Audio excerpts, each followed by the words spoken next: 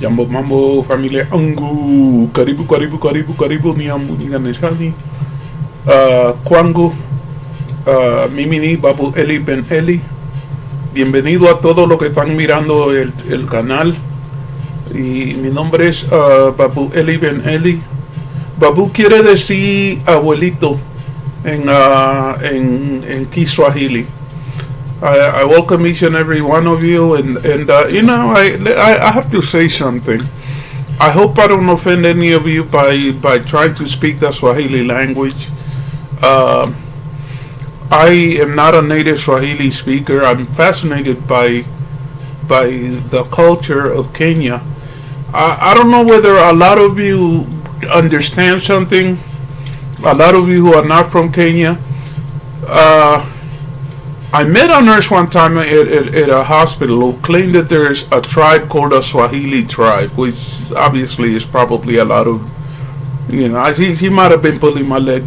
What I know is that Swahili is the lingua franca of a lot of East Africa, meaning that it is a pastiche language combining Arabic, a little bit of Hebrew, several tribal languages, and it all comes together, you know, to create one language that, you know, in the diverse languages and cultures of East Africa, everybody can speak. So when a person is speaking in Swahili, they're appealing to the tribal, to the unified nature of East Africa, not to tribalism. I just wanted to explain that, and that's something that's always drawn me to that language. Folks, if you haven't liked and subscribed to my channel, please do so.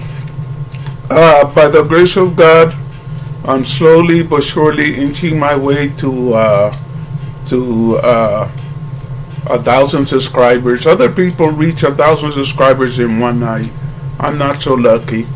Right now, by the grace of God, you know, my channel stands close to 600 subscribers, and I'm very happy with that.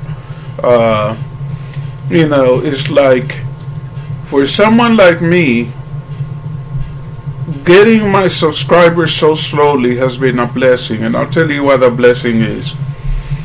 I could have easily gone the route of a lot of other, you know, channels, and that is it. They don't really, they subscribers are just a number to them. They don't really appreciate them. You know, it's like a journey that you take slowly. It's a journey in which you get to know more of the path you travel. You know, I'm developing, there are a lot of people who regularly comment, and you know, they're becoming people that I view as really view as friends, and I appreciate them, and I'm getting to love them. You know, I don't like the people that come on here with hostility and everything. It's just, you know, it ain't that kind of party, folks. You know, if you have hostilities, you know, I know that many of you worship Marwa and everything. Please go somewhere else with that, but. Shout out to all of the new subs, you know, shout out to the old subs. May God bless each and every one of you. I love you. Ramadan Mubarak to those celebrating Ramadan, and Juma Mubarak to those who will participate, have participated in Juma services today. And you know, Shabbat Shalom for the Jewish part of my family. My family consists of Muslims and Jews. I practice both faiths. So Shabbat Shalom to those who will be celebrating Sabbath later today. I took an opportunity to make a video because, you know, so many times we lose our focus, you know, and not that we lose our focus, we become focused on one thing. And sometimes we forget that, you know, there are other people that are worthy of being paid attention to, besides the creepy folks who go around murdering horses or mules, and who allow their mother to be beaten up and have her arm broken, without really doing much of anything about it, you know. Anyway, I just want to say kudos to Uncle Mo, who took it upon himself to make a cow foot soup, you know, for congrats mom, you know, in order to help her arm to heal and everything. And I don't know anything about the subject, but he claims that the cow foot soup is going to help the arm heal faster. You know, in a situation in which you suffer any kind of injury, my point of view is listen to your doctors, but listen to your doctors with a proviso. Doctors make money by treating you when you are sick. Okay, they don't necessarily help you get healthy. I'm gonna tell you a true story on that point, and this is by way of saying that I respect what Uncle Mo is doing, because folk medicine a lot of the time works. Back after I was in. Oh, by the way, I'm all bundled up because I'm feeling kind of cold today. Why am I feeling cold? I don't know. Maybe it's because I'm just an old man. But anyway, when I was recovering from COVID, something happened. You know, I developed an incredibly bad case of diarrhea. And on top of that, when I came out of COVID, I could not eat food. Anything that I ate tasted terrible. It tasted like chemicals, and I had to spit it out. I couldn't take. They had me on IV. That's how they were keeping me alive. So if you're not eating and you have diarrhea, you're dying. Okay, I was dying. I even called up I called up all my family members and told them, listen, I want to talk to all of you. And I hadn't talked to some of those people in decades. And I told them, I think I'm probably dying. And I just wanted to take an opportunity to make peace with you and to tell you that I love you and that I'm thinking about you. And we spoke, and they prayed for me. And I knew one thing, and that is that as much as I respect medical science, I also don't trust it. I needed to get out of that hospital. And I insisted on getting out of the hospital. And, you know, they went ahead and they let me leave after a while. And I went home. And I was still suffering from diarrhea. And I thought that I was going to die at home. But I was, you know, that one of the reasons that I happen to have a deep love of YouTube is because YouTube has presented me with information that has improved my life, and in this particular situation, saved my life. I thought that I was going to die because I even after I got home, I still couldn't eat. You know, I still couldn't. You know, the only thing I could do is drink water. You know, and they had me on a lot of vitamins and everything, but I was slowly dying.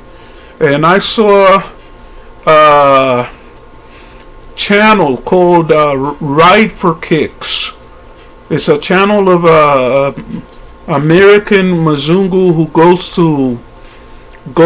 he lives in Thailand and he rides around on motorcycles. He loves motorcycles. But he mentioned that he had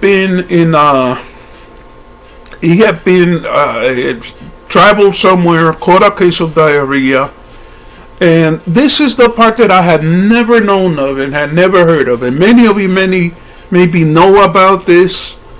You know, I did not. I have been pretty much very healthy for most of my life. Never had to cope with that problem. But he said that when he had it for a day, and he went out and bought some activated charcoal tablets, and he began taking the activated charcoal tablets, and in 2 days the diarrhea was gone. Now you have to understand something. I have been at one of the premier hospitals in North Texas treated by doctors that are supposed to be outstanding doctors. Okay, and this is why I don't trust doctors. They were letting me slowly die of diarrhea. Okay, I was weak. I couldn't even stand. I couldn't move. I could barely roll over. That's all that I could do. I told the lady, my caregiver, please go out and buy me a bottle of activated charcoal tablets at Walmart, which he did. Now you have to understand, I have been, for weeks, they have been barely keeping me alive. My body was depleted. I was weak. I was dying. I took activated charcoal tablets for 2 days, and guess, I leave it to you to guess what happened for 1 minute. What do you think happened? The diarrhea completely disappeared. So, before anybody goes laughing at Uncle Mo because he's making cow foot soup for congrats mom, in order to heal her, don't laugh. Folk medicine works. I've come to find out that there's a huge industry of selling activated charcoal tablets. When you travel to certain countries, you take that and that helps you prevent getting diarrhea. Okay, and a hospital full of top-notch doctors, they were running thousands and thousands of dollars worth of tests on me, feeding me all kinds of expensive medication. None of it was working. I was dying. 2 or 3 days will take, about really 1.5 days of taking those capsules. It went away. And within days of that, I started becoming a lot better, a lot stronger, a lot healthier. I respect medical science a lot, but at the same time, I don't trust them, because I'm convinced that part of what was going on with me was that these people figured, oh, he's an older man. People expect somebody of this age to die, and they were leaving me to die. They were experimenting with me. I don't trust the medical establishment. The medical establishment in America has a history of using black people as guinea pigs. So, do I trust them? No.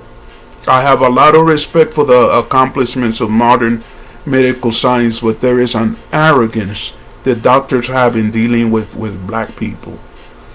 There's something that I learned, and I'm not going to mention who it is, but there's a hospital in named Sloan Kettering in New York City, one of the top cancer hospitals in the United States.